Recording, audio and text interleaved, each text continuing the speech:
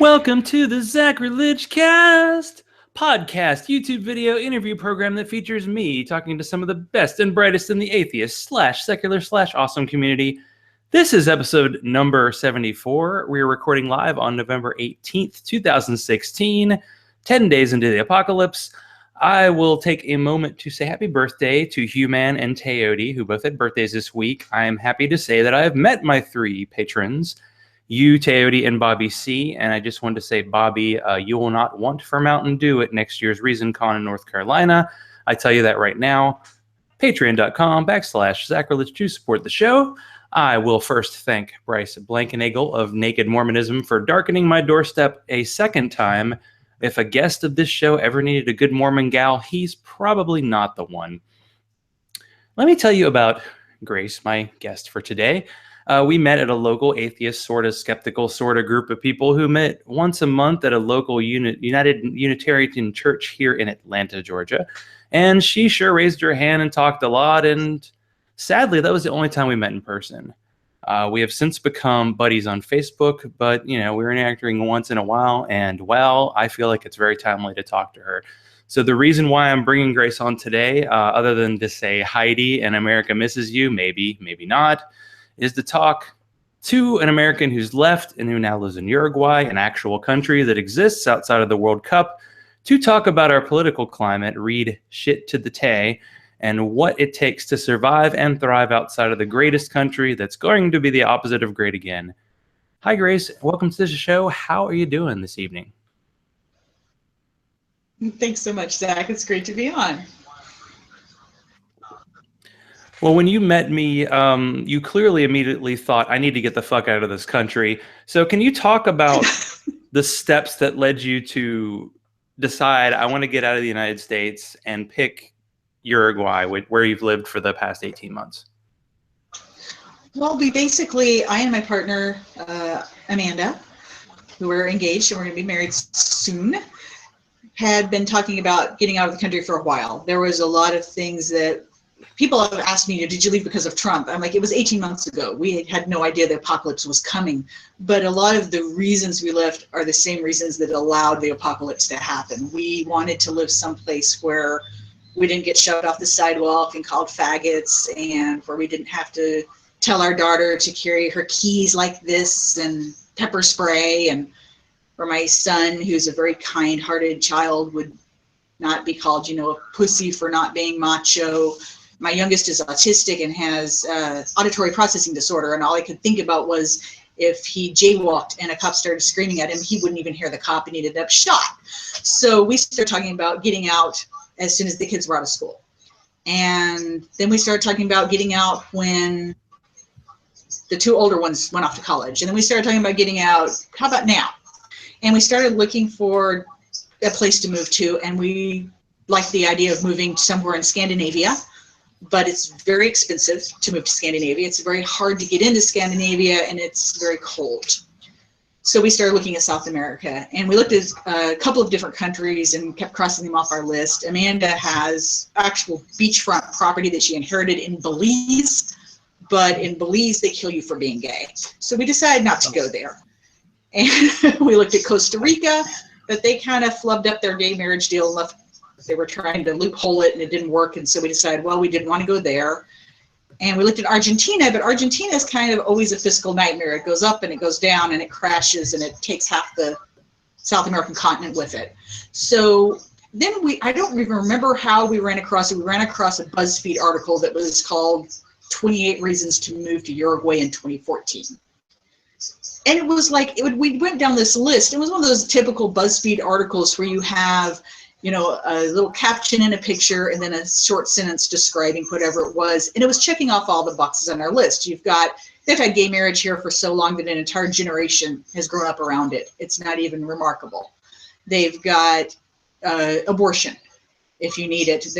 Last time the religious right in this country, which is a teeny tiny little squidge of people, they're mostly old school Catholics that are about to die, tried to bring a referendum. Like 94% of the population took the streets in protest, and they couldn't even get the referendum on the table. The entire country is a secular humanist country. They've got complete separation of church and state. The stuff we were seeing in the States in the schools would never fly here. I mean, my daughter started her sophomore year and the world history teacher came in and started screaming about, oh, bummer, and abortion and how God had forsaken the country. And it was just like, really? I mean, I know this is Georgia, but come on. So there were just a lot of things that we were looking at and going, wow, this is where maybe we need to start checking it out. So we started looking around and things just kept getting crazier and crazier. The school my daughter was in was getting worse and worse. And we finally decided, you know what, we just need to pack up and go. And we booked our tickets and we booked a place online because it was off season here. It was winter because we're in the Southern Hemisphere. So we're coming up actually on our summer now. And ended up just basically getting together 4 pieces of luggage apiece for the 5 of us, because there's myself, my partner, our daughter Vivian is 17 now, Chance is 15, and Duncan is 9. And we got on a plane and we came down here. We just basically sold everything we could and took off. And it was just crazy. It was like yelling Geronimo and jumping off the cliff. People couldn't believe we were doing it. And since we got here, it's just everything we had hoped it would be like. It is. There's so many great things about Uruguay, and people keep asking me, well, what's the catch? There's got to be something that you don't like. And my best answer is, well, peanut butter is $10 for a little bitty jar. That's like the worst thing I can think of that we've got here. And that balances out because, a ribeye is like $2.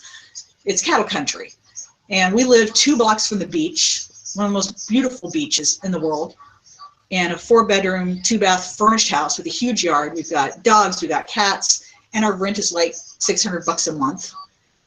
And we just love it. It's so relaxed. The people here are so laid back. They say it's muy tranquilo. It's very tranquil. It's very, just everybody minds their own business, but everybody's super friendly. They say the Uruguayans are the most friendliest people on the planet, and we've really found that to be true. We didn't speak any Spanish when we came in, really, but most of the younger generation here has had English lessons since elementary, and everyone bends over backwards to help you. If they see you're trying to make an effort and you're not coming off as you're in a rude Americano, you're trying to speak the language, you're being respectful, they are the sweetest people you'll ever meet. And we've just been made to feel so welcome here. And you go to the beach, and the beaches are just, you don't have to worry about harassment or yelling or catcalling. There's no rape culture here. We go out at 2 o'clock in the morning to go down and go to the casino or go to the bar, walk down to the restaurant, and we're walking and it's dark. And me and my partner are walking down the street hand in hand, and somebody comes up behind us, and we don't have that feeling where you are worried about who's coming up behind you. You just don't have that feeling of fear or anxiety or, is that a dude? Well, if it is a dude, what does he want? Always wearing a hoodie. Oh my God, there's none of that. There's none of the racial tension. There's none of the, people walking around in Walmart with a, AK-47 or whatever. It's just very, very tranquil and very laid back. And healthcare is subsidized here. And kids will go to college and they won't have any college debt, because if you can get into college, you go to college, and they start putting you on the track of what you want to do. Starting in middle school, you start getting courses that are designed for the career that you think you might be interested in. So it's just all this stuff that it's like living in a dreamland. It's like it's a socialist country, and it's like living in the Scandinavia of South America, really, on a beach. Yeah, I'm waiting for the downside other than peanut butter. And, you can always start maybe a peanut butter smuggling ring, get a couple extra suitcases here, come back to the U.S. I don't know. They might grab that stuff like it's drugs. No kidding, right? It's like there's those few things that creature comforts that you kind of miss. I'm from Texas. They don't have Dr. Pepper here. It's a Coke and Pepsi country. So I haven't had Dr. Pepper in almost 2 years, and it's sad. But you know what? I adapted. I have to live without Dr. Pepper now, but the trade-off seems worth it. Some of the American-style candy, my daughter was upset because they don't have York mint patties here. So I'm like, she's got a friend coming in February to spend a month with us, and I said, just tell her to, clear out the local Dollar General, bring all the York mint patties she can have. I said, look, I found a recipe online. We'll learn how to make her own. You can do that here. We've got time. I don't have to work 80 hours a week. I can work 40 to 60 hours a week and have time to go to the beach and have time to cook and do all the different things I want to do. But when you first went to Uruguay, you had not visited, right? You just took a plane, is that right? Yes, we did. Everyone Oh said, my. oh, you should, but we had a finite amount of cash that we could get together, and we felt like it was the right decision. And we just, like I said, we just kind of took a leap of faith, if you'll have it that way, and it paid off. It could have been horrible. I know there's a lot of the expats that we've met here. We've met once and been like, yeah, no, not hanging around with those people. We don't hang out in the expat community. Most of them are Looney Tunes. It's like you've got all of the chemtrail and the Fukushima and the GMOs and everything that's the type of people you meet, are the ones that accost you in the outdoor market, and you think they're cool, and then within 90 seconds they're telling you, where to go to get the scrambling equipment so the government can't control your mind with the Wi-Fi. You can't run into some weird people. We found maybe 2 or 3 people so far that moved here for similar reasons that we did, for the social structure and the different benefits. But wow, a lot of the expats here are just kooky. We'd love to get some more rational people to come move down and start our own, little community, because I've about socked a few people in the face for insinuating that I gave my kid autism because I had him vaccinated, and I'm just like, you don't go there with me. Yeah, that's probably not a good move. Although, oddly, and I almost need to say, like, hey, right? if you're, watching this show in the future, like, at the time we recorded this, we had a president named Obama who actually, like, had political experience, and that was actually required to be president. But now that we have, Air Trump, we're all set. So just want to know, we're in a different time right now. We're in a transitional period, and it's very odd. And I'm really not sure what's happening, because I really honestly believe that, like, the conspiracy theory stuff maybe has set the table, because I feel like everything that's coming out now sounds like a conspiracy theory that the right spun about the left, and it's actually coming true. So it's a very I don't know. That's why I wanted to talk about a kind of a happy story, because your transition to Uruguay sounds like it's gone really well. So what does it take? Do you need like a visa or anything, or you just kind of show up and they let you go? We had our passports, of course, and we came in with our passport, had our passport stamped at the airport, told them we were here for pleasure. And then once we had gotten our address and gotten settled in, we went down to the port, which we can walk to from here. They actually have an immigration office in the port. And we did what our intent to apply for permanent residency, which is called getting your cedula. And we now have a cedula in tramite, which means in processing. And we're just waiting on Amanda. My partner was adopted, and we're trying to get her birth certificate from the state of New York, which is really hard, because at that time it was all sealed. So she's used a certificate of adoption her entire life, but they won't accept it here. Oh. So she's going through that process. As soon as she has a birth certificate, we can go down and finish the paperwork, and then we'll actually have a cedula that's good, I think, for 5 years, and then you can renew it, and you can just basically live here on it. You don't have to leave and re-enter the country or have a visa to work here, as long as you can show that you have enough income to live here. And the average income to live on here is like $800 a month. It's ridiculously low. This is a third world country. It's got a lot of first world aspects now, but you do have a very low average income. And we can basically stay here the rest of our lives if that's what we want. I can open a branch of my own company here. I can pay into the social net here, even if I'm not a citizen, although we can also pursue dual citizenship. This is one of the countries, unless, the big orange Cheeto fucks that up, we can have dual citizenship here, and I can end up drawing a pension if I pay into the taxes here into the social net. And then my partner's a disabled U.S. Air Force veteran, so her pension is untouchable. She gets a little tiny stipend for her 13 years of service. So she could have, come here on her own with just that, because the cost of living is so low. Well, I was just thinking with the birth certificate issue, I guess that means Obama can't come there after he, leaves office, because, yeah, that's we'd love to have him. I wrote him a letter. I was like, hey, Barry, we'd love to have you, but I just don't know how it's going to work out. He said, you figure he and Michelle and the kids are going to need someplace to go. He can go to Hawaii though. So he can go to Oahu. He can live on a beach in Oahu. He has enough money. Yeah, it He'll be sounds okay. nice. I mean, Hawaii is great, but it's super expensive, and I often wonder Oh, how people who actually clean the hotels live, because it is an amazingly high cost of living because it's great, great location. So leading up to the election, and probably more after the election, because we're all convinced, hey, we got Hillary all the way, and we were yeah. obviously wrong. So do you think you could, create like a full-time job, offering people assistance, leaving the country and coming to Uruguay or even another country? That's something we've actually, when we first moved here, we've got the domain, we've got expertexpats.com.ui, and we were kind of getting it set up. We thought we would just be a facilitator for people who were visiting or being tourists or wanted to get, part-time residents here, or even expats. And we have that kind of halfway in the works. If we had known what was going to happen, we would have kicked that off a year ago and had it all set up and ready to roll. Because obviously, like I said, we're getting a lot of people asking about how to do it. So that's something that we're actually looking into, trying to finish building that up and have it there as a resource for people that want to come in. We've got one person that we know is moving here in the next 30 days. It's a friend of mine. We've got, Amanda has 3 or 4 friends that are seriously considering selling their houses and coming down here. So I think we're going to see a lot of expat movement. I know the expat, information websites and everything in the U.S. have been, so servers been overloading and everything for the past 2 weeks.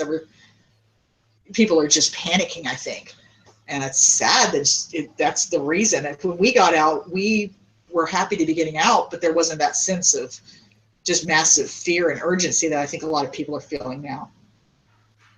And we're white. I mean, It's like you try to make a joke out of it, but it's really a concern for a large percentage of the population. And I remember, we all remember both times Obama got elected, all the right-wing conservative radio talk show hosts that have kind of contributed to the current political landscape in America talked about leaving. And did they leave? No.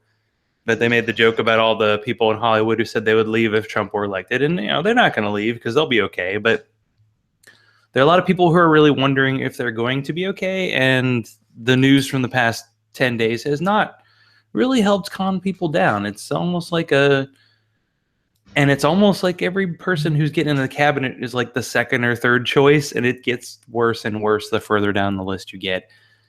So that's oh God, I was watching that happen, and it was like they tapped Bannon, and I was just like, are you freaking kidding me? This is the Breitbart news guy, and then they tapped an actual Klan member, and they're like, so now we have a Grand Dragon in there. That's awesome. It's like, and Pence, I started going a little bit conspiracy theory myself, just because of my background. And I was raised in a quiverful Dominionist cult in Texas, which is basically just as ultra religious whack job as you can get. And Pence is just the embodiment of all of that. And I know people think I'm crazy or I'm a crackpot or I'm a conspiracy theorist, but I grew up in this movement, and it's so much more widespread than people think. And if you look at Westboro Baptist, which is an extreme, and all their kids are lawyers, right? The Dominionist movement, they've been very careful to put people in positions they want them to be politicians. They want them to be lawyers. They want them to be in different positions where they have power to turn legislation. They want the U.S. to be a theocracy. And I started wondering, did they manage to engineer this to get this puppet president in place just so Pence would be in there? It sounds crazy, but at some point you start thinking this whole thing is just so insane. But if you look at the past 4 or 5 presidential candidate races, everybody on the Republican side of the wall has been a Dominionist. You had Santorum, you had Perry, you had Bachmann. These people were a hardcore theocracy people who wanted to not just take America back to the good old days and make it great again, but they wanted to warp it into what their projection of what the founding fathers were. Oh, this was a Christian nation based on all these Christian tenets, and the founding fathers were their founding fathers were a bunch of agnostics and deists and outright atheists. But they've built up this idea like it was this huge Christian nation. And then you've got Texas, where you've got the flat earthers and the creationists running the Board of Education. And Texas runs the textbooks of the nation because they buy the most of them. So you've got all this completely revisionist history to push this idea. And if you look at everything that's happened in the country in the past 100 years, you look at, the McCarthy, and that was when everything flipped. That's when we ended up getting under God put into the pledge. It's when we started, making lists. At that time, we're making lists of communists, and free thinkers and radicals. But I admit I got a little paranoid there for the first 4 or 5 days after the election. I started thinking, did they do this on purpose? Did they actually engineer to get Pence in there? Are they going to just use Trump like a puppet? Or are they going to bump him off? What's going to happen here? And it sounds crazy, but it starts making you wonder after a bit. Well, there was talk because Trump had that rape allegation and that case got thrown out, although it's still kind of, I don't know, people still treating it as if it's an active case, but it's not. But I believe it's the felony lawsuit about the whole Trump University is coming up. Yeah. So the whole idea, I mean, that's why this was the weirdest election in history. Like both candidates, it was like, I think they're both possibly going to be impeached like as soon as they get elected, just because of their history and the fact that everybody just had this amazing witch hunt about Hillary. I was following a car today and it said Hillary's 2016. I'm like, oh, cool. And it said for prison. And I'm like, come on, people, seriously. And they're not like quitting. They're still, I feel like they're still going at it. But the whole idea is, if you get rid of Trump, yeah, you get Pence, who's worse. And if you really want to know about Pence, talk to Andrew Garber, Atheist Roundtable, because he actually lives in Indiana and he knows all about this guy who tried to arrest a woman for having a miscarriage. He was the guy leading the RIFRA, which is the Christians get special privilege over the rest of people, not religious freedom. You can tell by the whole Muslim registry talk we have going on right now, which is freaking scary as hell. And as much as people want to help, you can't actually sign up for it. It's supposed to be for people who have actually immigrated, as far as, but I don't know. Who knows what's going to actually happen? But the point is, Pence is scary, and all that anti-abortion talk is serious stuff. And Planned Parenthood is under fire. I mean, that Project Veritas James O'Keefe guy who had all those stories about Clinton, but he was the guy who got rid of Acorn, and they've been going hard after Planned Parenthood. And that's just kind of like the beginning. If Planned Parenthood goes down, then a lot of other stuff is going to happen. And it's amazing. It's been 40 years, and they're still trying to get rid of Roe versus Wade. And I don't care what Trump's like, oh, it's done. I'm pro-gay marriage. It's like, it doesn't matter what he says, because what he says, changes every 10 minutes. So you really can't trust it at the moment. It does, and it's gotten to the point where they're attacking Roe v. Wade, but they've done the end run around it in so many states. You've got one abortion clinic left in Missouri. You've got 4 doctors in the entire country left that do late-term abortions for women that is already dead, or it's dying, or it's not going to survive, or it's going to kill them. People are going to act like, oh, you just want to be able to kill babies up till the very last day, yank it out of the womb and murder it. I'm like, that's not what late-term abortion is. I haven't heard a single story of anyone who actually has ever done that. It's this myth of this idea of this evil woman who's a murderess and just, gets this kicks out of killing babies. But it's these women that are the most desperate and the most vulnerable. And I don't know if you saw today, I think Dr. Hearn came out and he had received some sort of a summons, demanding that he turn over all of his patient records of anyone who had had an abortion after a certain date, and they want to see all those records to see if he's been selling fetal baby parts. And he just blasted him. He said, no, he says, you don't get any of that stuff from me. It is reprehensible. And it was just a fantastic letter. I've shared it on my wall if you get a chance to look later. It was really amazing. But these people live every day knowing that they may be shot, by a sniper rifle for what they do. I get up every day and they do it anyway, and I just have so much gratefulness. Something that I never needed. I have known a few women who needed it, and the insistence that we justify or we have a good enough reason is just abhorrent to me. Well, one of the former guests on the show, Zandy Anderson, who I might meet tomorrow in Atlanta. It's possible. Oh, hi, Corey. Sorry that abortion came up and we said, hey, Corey, I'm going to meet you tomorrow. It's not about that. But the fact is, Zandy works as an escort at an abortion clinic in Montgomery, Alabama. And there is a guy who is there every day, and he is full-time funded to stay there and protest. And I actually heard about somebody who's in it. I think it's in North Carolina, and are basically said, do not even engage at all with the protesters. But Zandy and some of her fellow, escorts actually do kind of engage with the guy who, and I mean, that's something you don't even think about. There's actually a funded effort to have people be full-time just protesting abortions. And there's no nuance, and that's what's wrong. I call it they're paid to be harassers. That's all. They aren't really protesting the abortion. They're just there to harass the women. You can protest without being an ass about it.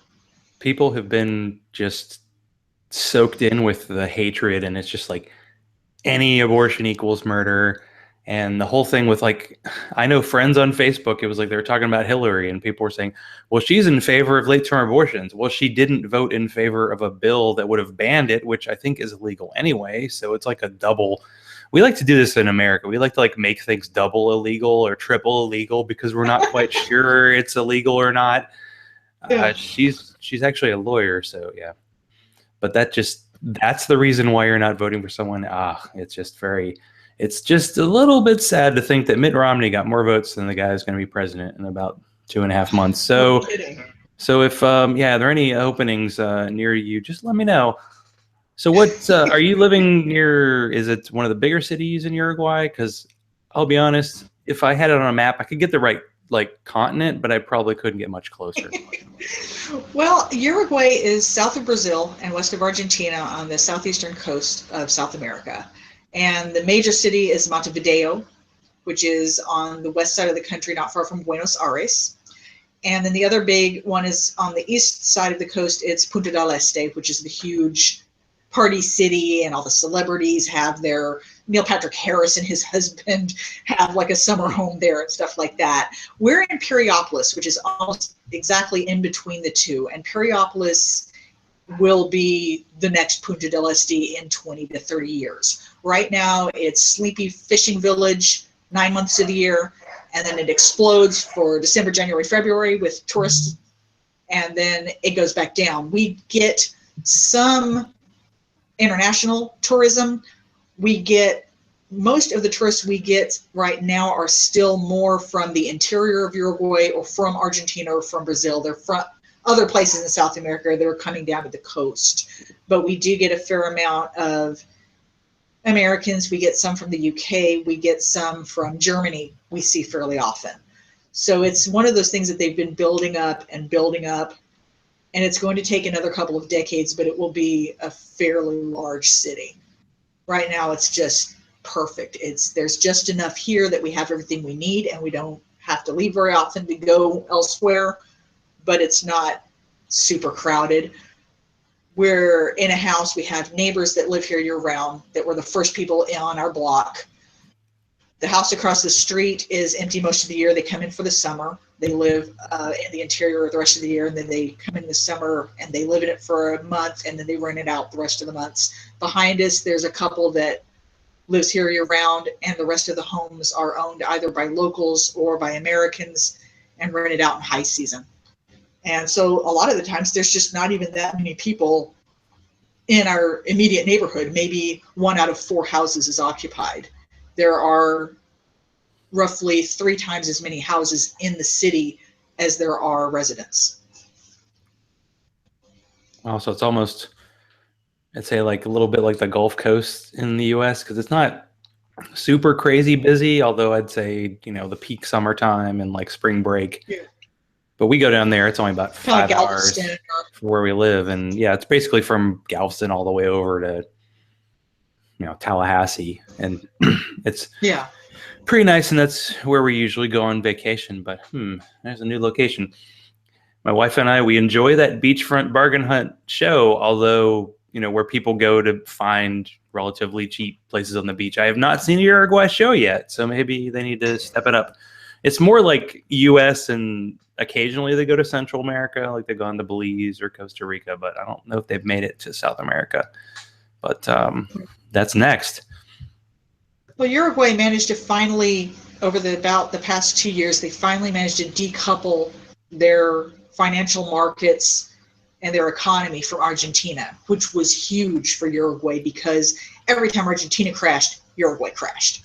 Now they've managed to get it balanced out a little bit. The peso when we moved here was trading at about 21 pesos to the US dollar when we first came in 18 months ago.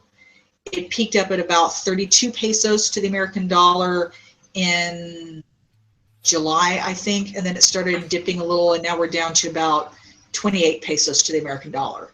So it's pretty nice. The dollar is staying fairly strong here. We were worried the last couple of weeks, but so far we haven't been majorly affected. The peso is very strong against the Argentinian peso. We're very strong, so that's another good thing. A lot of people in Argentina actually bank here and keep their money here either in Uruguayan pesos or in American dollars. And the IT market is starting to be very big here. We've got fiber optic building in from both sides, from Montevideo and from Punta del Este. So in another year, they think we're going to have fiber optic internet. Internet here is very cheap and very fast.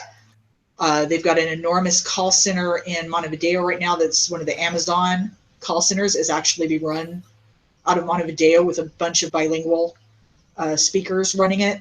We've got just a bunch of call centers and a bunch of customer service and sales centers in both Montevideo and Punta del Este. There's a big market for IT specialists and coders. It's a remarkably technological nation for how third world parts of it seem. They did the one laptop per child program. So the kids in the public school, everybody has a computer. You've got free internet for that. When the seniors here retire, they give you a free tablet and unlimited bandwidth because they feel it's a good way to keep the older people socialized with the social networks and different things that you can do. And then you've got so much of the old style community stuff as well, because you've got the big festivals here. We've got free concerts in the park. Music is very big here. You can actually work for the government as a musician, and they have traveling orchestras and bands that go town to town and do concerts that are free to the public because they feel that music and art and that type of artistic expression is important. So it's a very interesting, I don't even know how to say this, just an interesting take on the world. It's a completely different viewpoint than the US, where that's the first things they always cut. They cut music, they cut art, they cut recess or playtime or socialization time. They cut lunch down to 20 minutes, 10 of which you spend standing in line, and then you have to shovel your food before you get to your next class. And I think that's one of the things we really appreciated about it, is the idea that there is more value than just work. Although the people who work here work very hard. It's usually a 6-day work week, but a lot of times it's only 6 hours a day. So you've got that, just a completely different, you don't live to work. You work to live, and you get to enjoy yourself. And everyone, if you go to a restaurant, you don't go in and sit down and order and eat and start snapping your fingers for the check and you're out of there in 45 minutes. If you go into a restaurant here, you're going to be there for 3 hours, because eating is this communal thing. And people will come in and they'll be seeing people at other tables, and everybody knows everybody else, and it's excitement and happiness. And come sit with us and share dessert, and you've got the little tiny cups of the really strong espresso coffee, and then they have the drink, the mate that everyone drinks, that is just, everybody here is walking around with a thermos of hot water under one arm and this weird little gourd cured cup and the metal spoon straw thing with the strainer in the bottom, and you've got hot water on one side and the green mate yerba packed up on the other side, and everyone drinks it and they share it. And another big communal thing. So it's a very different outlook. Yeah, I was wondering about the cultural difference, because we live in Atlanta, big city, but the talk of like moving to the Gulf Coast, like wondering living in a little bit of redneck Florida/Alabama might be a little tough. So I was kind of wondering how all that worked out, but I think you covered it pretty well. So you get to be the representative of the international community. So congrats for that.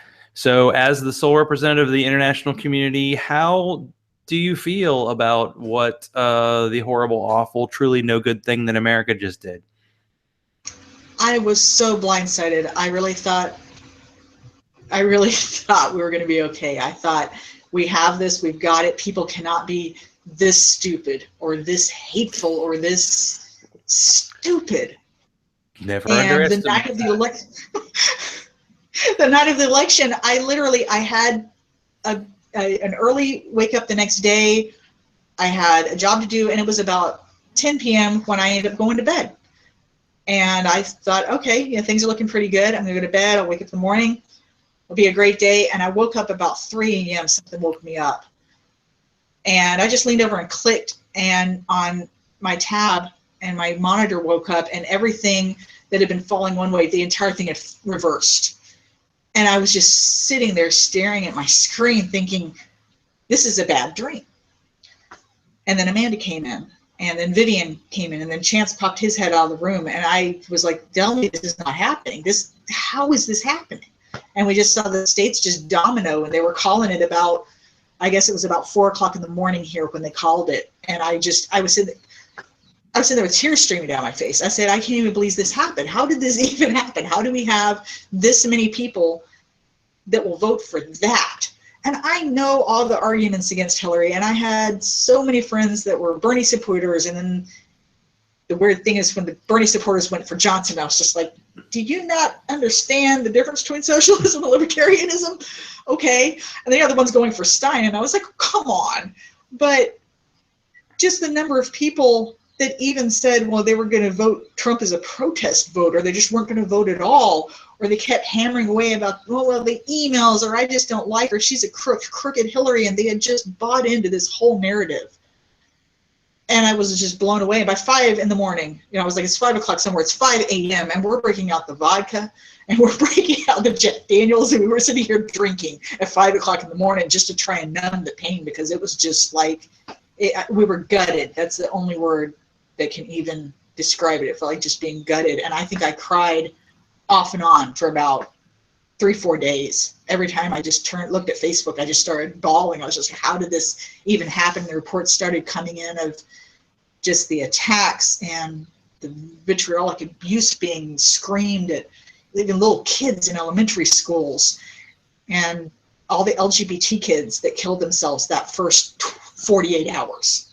We had a friend that is in a online support group for parents of LGBT kids, and it's a small group. It's like 1,000 people, kids and parents included. They lost 8 kids in the first 48 hours to suicide. And you're just sitting there absorbing that this is actually real, and you keep waking up every morning and saying, it was just a dream, right? It has just been a long nightmare, and nope, Trump is still the president-elect. And it was just devastating. It really was. And I went through all the grief and the denial and then the gradual, I don't want to call it acceptance, but the realization that this is happening. And there was a lot of rage, and there was a lot of angry posts and fury. And then finally I stepped back and I said, you know what? I don't need to keep sitting here and telling people, that Trump is a racist rapist and Pence is a sadist, because everybody who matters knows this already. What can I do to try and make things better? So I tried to take a step back and breathe a little bit and post things that were more positive and start trying to figure out how to get the expat website up and make myself available to people who were afraid and looking for a way out, because I felt like I had to try and do something, and I feel there's this immense feeling of powerlessness because I'm not actually physically there, but maybe I'm actually in a position to do more good where I'm at. Everyone has to do what they can, I think, at this point, because I love Michelle Obama, but I felt like when she said, when they go low, we go high, it ended up being massively misunderstood, because there's this tendency on the part of liberals and Democrats to sit there and they just bend over backwards to be so understanding and so willing to listen to both sides and be fair, and you end up with all this false equivalency. And if you've got someone who's standing there on a bus screaming, at a Muslim, they're going low. Going high doesn't mean standing there and not screaming at the Muslim. It means getting in front of the dude that's screaming and pushing him back a step and telling him to check himself and cut it the fuck out. You have to do something. You can't just sit there and go, well, he has his opinion. Don't give me that. He has his opinion. If your opinion is that, she deserves to be strangled with her hijab, that's not a fucking opinion. I don't know what that is. That's not a fucking opinion, though. Yeah, that's kind of sadly the situation we're in is like when the laughter died, because you can make jokes and try to be light, but it's very hard to do. I mean, the night that the election happened, me and my wife have been together for a while, and we were there when Obama got elected and the second time, and we just were convinced that he wasn't going to win because we were there when W got elected the second time, and I'm like, you elected that guy in again? And now he seems like a freaking Mensa compared to what we have. But the entire time Obama's been president, he's tried so hard to get the other side involved, and I believe he's almost pre-compromised, which, seems good in theory. To actually have a human society that goes forward is to try to compromise. But I guarantee all the stuff the right's going to do now that the Republican, whatever it is, party, the party that we thought was dead 2 days before the election, owns everything. They own Congress, they own House of Representatives, and now they're going to get to name Supreme Court justices because they actually held their breath until they turned blue and it worked, and they didn't nominate the candidate that Obama put forward, who actually was pretty in the middle. Yeah. I don't know what the in the middle is going to be anymore. This might just be us bitching for a while, but that's okay because we got to get it. It's got to come out. It's been a very frustrating week.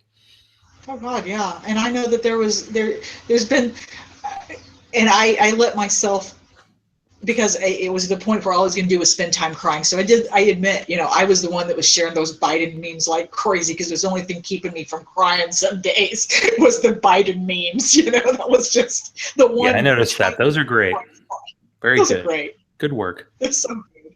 And the evolution of them has been just amazing. But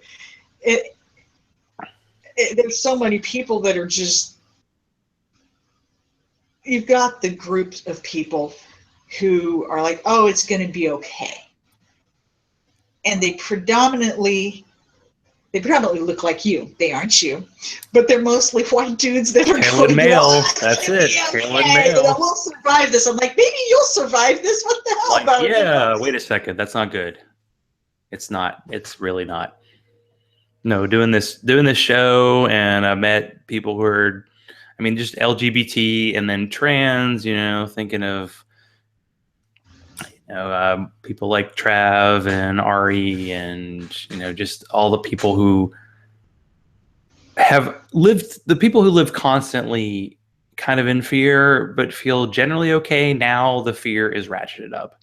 Oh, and if you didn't get some empathy for what women just deal with on a daily basis based on this election, based on the grabbing the pussy comment and the fact that 53% of white women voted for him, just wow, that really threw me for a loop, and I wasn't surprised. Like the kicker. I don't know. I wanted to compare this to sports, but it's really not the same. But like when you're watching a sports match and your team's like winning, and then you can tell the momentum's turning. That's what happened on election night. Like initially it was something like 80% Hillary was going to win, and then like an hour later it was 56%. And as soon as that happened, the spidey sense tingled, and it was like, she's losing. And then 4 hours later it was like 80% Trump, and I'm still kind of annoyed that Hillary ended up winning the vote overall. And we have this weird electoral college, and I know we're talking about getting rid of it, and I don't know if that's necessarily a good or bad thing, but it's such a weird system because every time they would show the states, Trump would be winning, but by like 0.5%. In 10 states he won, and he got all of the electoral college votes because of that. And it just was like, huh? But hey, this is what we got. I don't know. It's I've a seen a matter lot of of really interesting analyst type stuff about, how a voter in Wisconsin, is worth what, 3.5 of a voter in California, or talking about the approval vote over, the system that we have now. And it, yes, maybe it needs to change, but somehow I'm having a hard time getting excited about the idea of it changing, because it's like too little, too late. We're fucked now.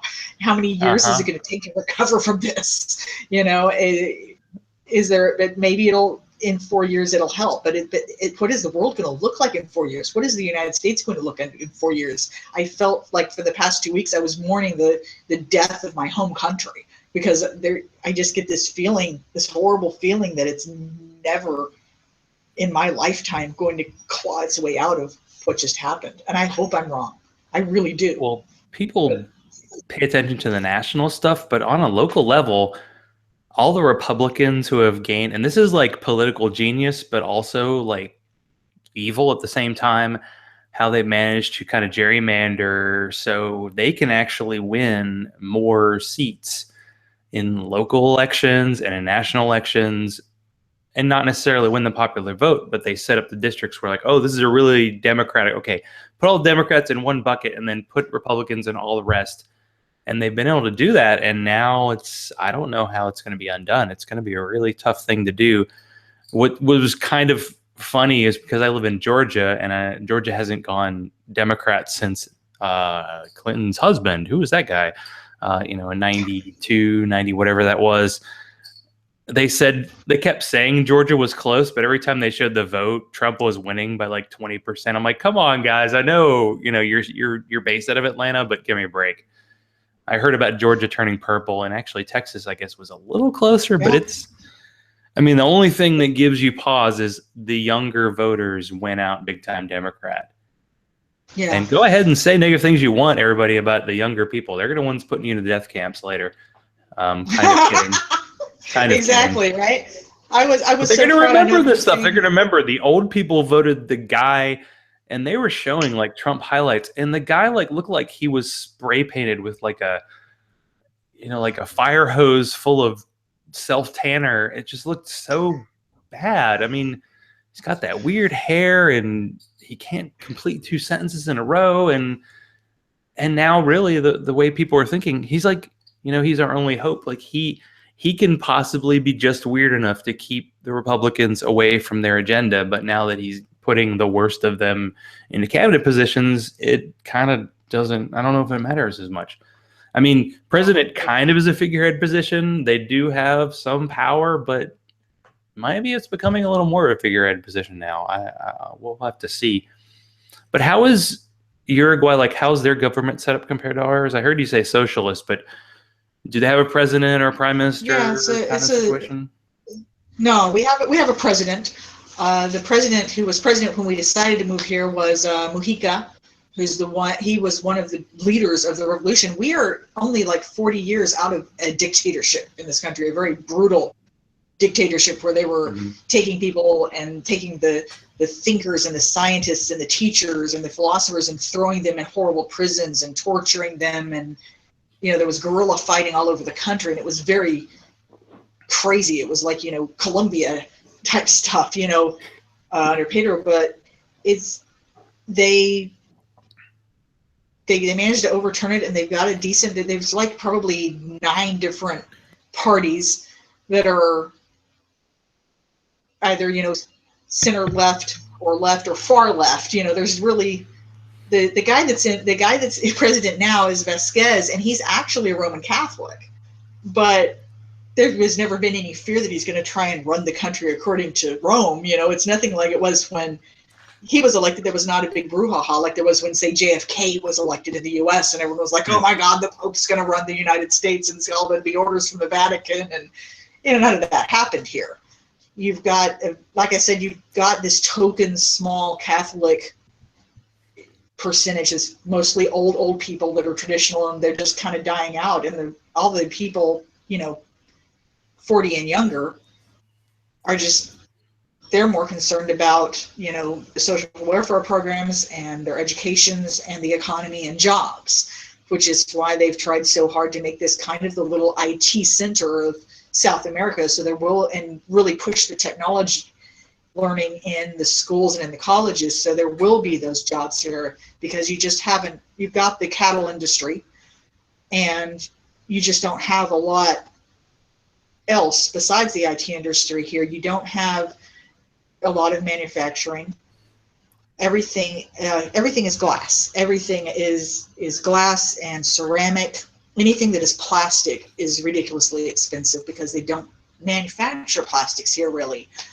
Clothing, they don't have a big textile industry. So most of the stores you go into, they may have some new clothing, but even there's a couple of stores that only sell new clothes that are the more expensive ones, and they're mostly geared toward the tourists. And then most of the rest of the stores have a mix of new and consignment stuff, and there's a lot of stores that just sell used clothing because they really recycle and they reuse. And for the fashions, it's funny, my daughter went to the high school graduation with some of her friends last week, and she's like, Mom, it's like they're dressed up in like 70s. They've got bell bottoms and psychedelic, Nice. tops and the flowing sleeves. So it's because we're still, working off a lot of the handoff type stuff from that era, and the fabrics are weird, and it's funny because it's so different here. Everyone's very thrifty. Everyone really tries to save stuff. But if you go to buy a pair of knockoff tennis shoes, you're going to drop $100 US. But if you go to buy a pair of really nice high-end leather boots, it's like $25 because leather comes from cows, and you have the cattle industry. So it's like the steak thing all over again. That's really, really cheap. So you learn to adjust your parameters of what's normal.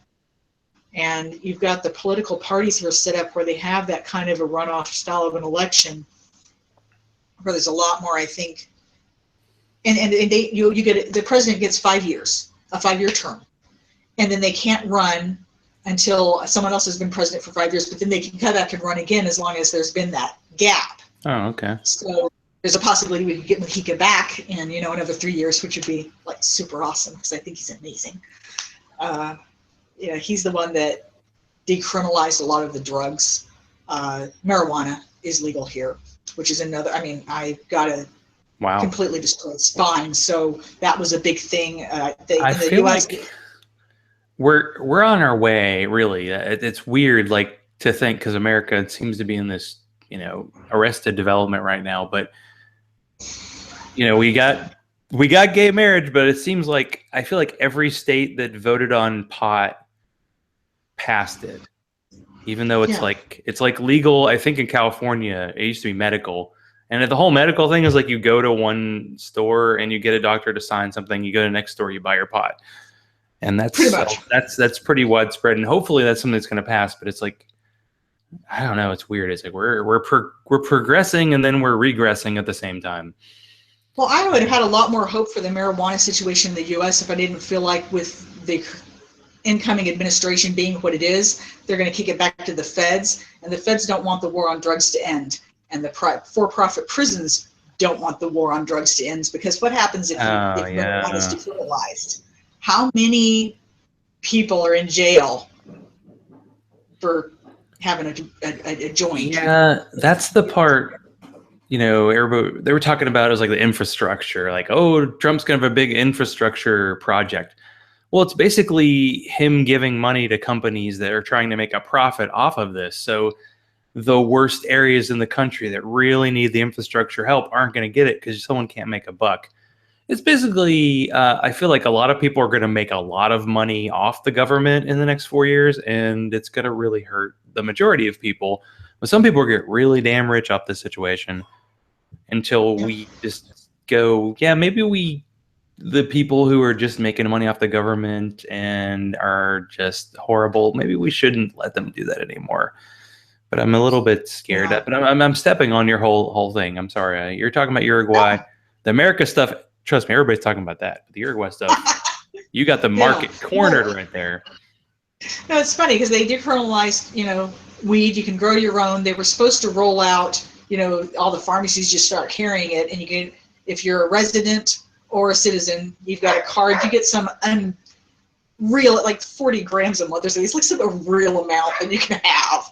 And I was married to a major pothead for 13 years, and that guy couldn't even smoke as much weed as they would give you here. And it's like a $1.50 a gram. It's ridiculously cheap, and it's good stuff. We sell to Canada. The government grows it. They wanted to stop, illicit stuff coming in from Paraguay, so they undercut, the cheapest that the drug runners could sell it for, and they decriminalized it, and then they legalized it. They're talking about decriminalizing cocaine. You can still get cocaine here in like topical creams and stuff in the pharmacy. Wow. I was talking to my sister the other day about I have had migraines since I was 10. Horrible, debilitating, kill me now. Maybe I can take a drill and drill a little hole and relieve the pressure. This sounds completely logical to me, migraines. And I went around in the US for 30 years. And they want to give you the triptans, which work for 95% of people, but they don't work for me. Here, you can go to the pharmacy, and migraine medication isn't just ibuprofen with a migraine label on it. It's actually got ergot in it, ergotamine, which was what was used before they found triptans, and then they phased it out because triptans worked for more people. And it worked for me. I've knocked down like 5 migraines in the past month, from building up to really, really bad down to barely noticeable, with this over-the-counter stuff that has no side effects. It doesn't make me groggy. It doesn't ruin I've got a stomach ulcer. It doesn't mess with my stomach ulcer like Advil does. And here's a girly thing, menstrual cramps that I had, that blackout on the floor from pain, horrible from the time I was 13. Here they've got, basically, instead of having Midol, you've got something that's got a teeny little bit of scopolamine in it. And it works like a charm. You can actually get this stuff. You walk into the pharmacy. I get my daughter's birth control because she was having really bad cramps and acne. Walked in there and you get her birth control, no prescription, for like $8. Because they trust the people here to, not. I don't know what in the U.S. what they think you're going to do. You're going to go sell your yeast infection medication on the street or something. It's crazy how hard it is to get some stuff. And here they assume, you're a woman, you know what your body, you know what you need. And that kind of blew me away. And so much stuff here is deregulated to the things that are important are regulated. The factories are regulated. If you are caught dumping stuff, waste into the water system, you get shut the fuck down, and the government takes your shit and they sell it off to the highest bidder and say, see if you can do better, because they fucked up, You don't go, slap on the hand, $100,000 fine, and this is a company that's pulling down $3 million a month. So it's like, what do they care? It's a completely different attitude. It's like, no, you were watching out for the people first. If we had a situation when we first moved here where the water had gotten it contaminated at the source from something, and the government basically kept the water company afloat while they fixed it. They went after the corporation that had caused the problem, and no one had to pay their water bill until it got fixed. I compare that with Flint. Where people are having to pay their water bill for water that's poison. It's a very different mindset. It's just, I know I people keep asking me, what's the catch? What's the catch? And I can't find a catch, or at least not one that's big enough to make me have the smallest amount of regret over moving here. Everything that happens is just so much better. There's the whole peanut butter thing, but I feel like I could make a way around it. The only thing that I might have issues with is we have really good, beer situation in America. So I'm a little worried. I've been drinking Anderson Valley Winter Solstice. It is winter here, so we have winter beers, which are amazing.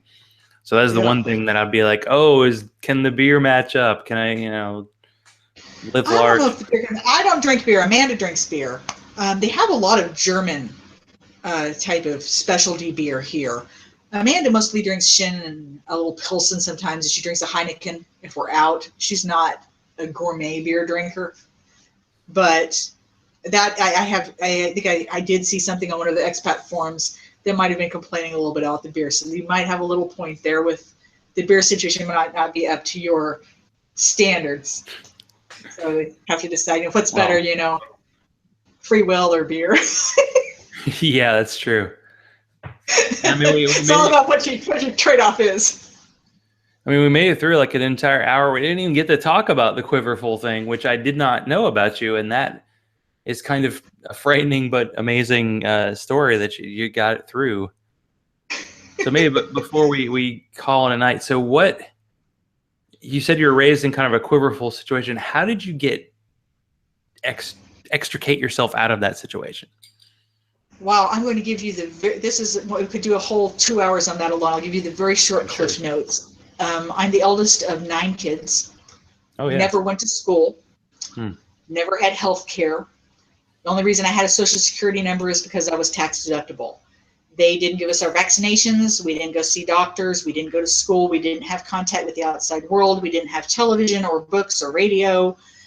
And at one point we ended up down south of Waco on the opposite side of the Brazos from a little place called the Ranch Davidian Compound in a splinter group that had split off from David Koresh's cult about 20 years before that. Oh. And we were there when Koresh lit the Davidian Compound up and, you know, burned a bunch of people alive. And that was kind of crazy. And of course, the sect we were in was the same as all of the other sects that are associated with the Quiverful movement, the ATI, the Bill Gothard, the Duggars, a lot of sexual child abuse.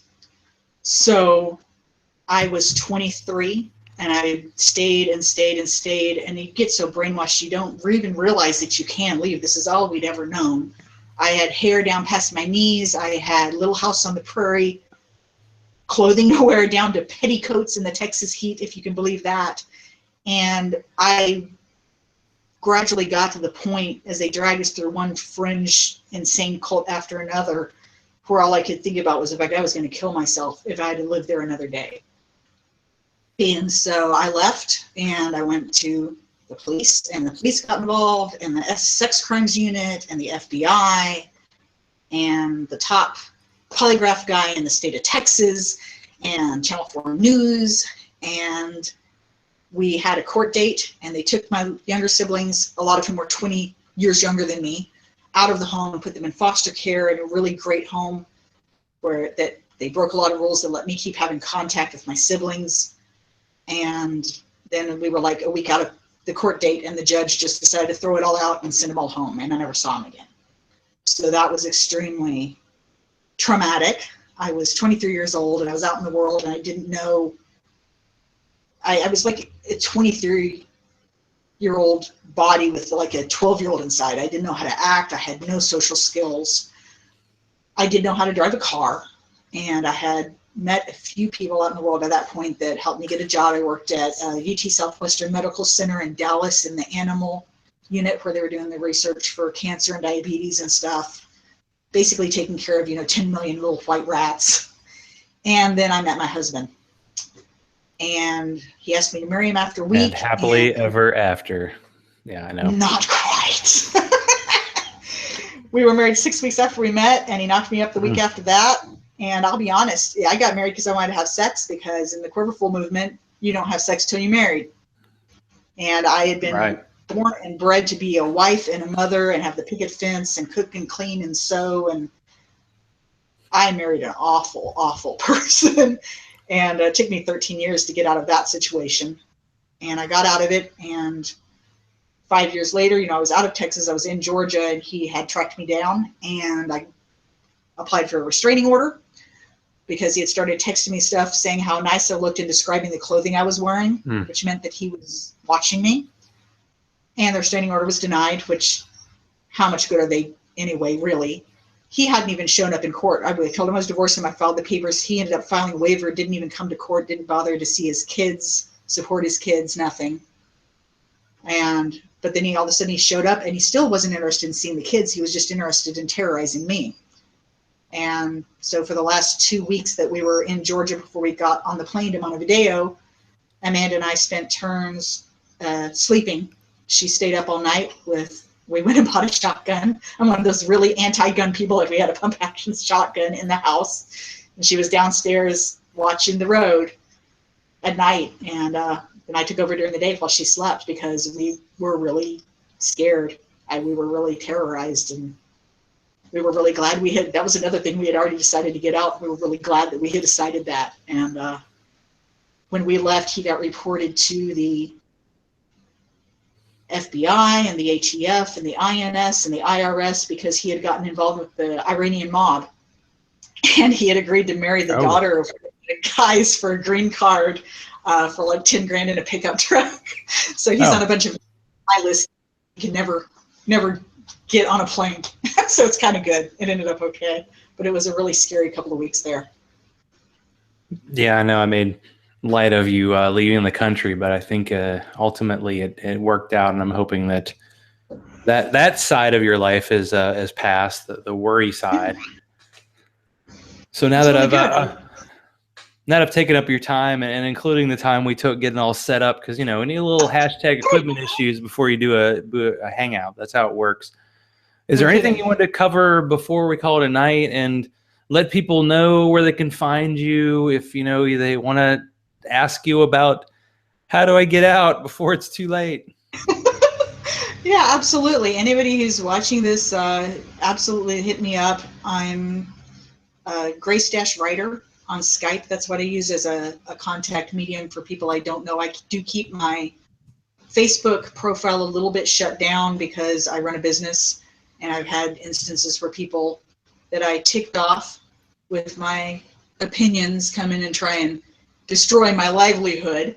So, but absolutely, they can reach me through that. They can, if they hit you up, feel free to send them my way. I'm working on getting expertexpats.com up. It'll probably be live sometime in the next month. And we'll be trying to help anybody that we can who's interested in information on moving to Uruguay or expatriating or just even coming down and sounding it out. Let us know. We are in the community now. We know the locals. We get the local price on stuff. They've got a lot of, you were talking about Hawaii earlier. There's that huge difference if you're an Americano or if you're, Teresa. Local Hawaiian for prices you get. So we've got all the good prices here. We know all the good people. We know how to help you out. And we're really, that's what we can offer. That's what we want to offer, because I know a lot of people are scared right now, and a lot of people are hurting, and a lot of people are at a loss as to what to do. So if this is an option that you're considering, hit me up. We'd love to help you, even if it's just to talk or answer any questions you might have. So that'll be one word, expertexpats.com. Is that, I guess, down there? Expert Expats. Well, excellent. And so for anybody who want to reach me, you can find me on Twitter. I'm sorry, the bottom third for some reason isn't working on Hangouts. So it's at Zachrilege. Let me see if I can spell it after 2 beers. ZACHRILEGE. Hey, I did it again. Like my Zachrilege Cast page on Facebook. Send all hate mail to zachrilege.cast@gmail.com. And I would like to, again, thanks to Grace for being on tonight, taking the time to chat with us on a new angle, a new possibility for everybody. If things get too bad here, maybe we should try somewhere else. And just an extra suitcase full of peanut butter, I'm sure they'll be totally fine. Just, maybe give them a couple. So for everybody who is in America, please stay safe. And if you need to chat, I'm available. If you're an atheist and feel alone, you are not alone. Reach out. Let's chat and get that human connectedness that keeps people coming back every Sunday. Stay skeptical. I love all y'all, and good night. And I'll be chatting with Dan Simpson next week, so that'll be happening. It was delayed, but it'll happen. So thanks, everybody, and good night.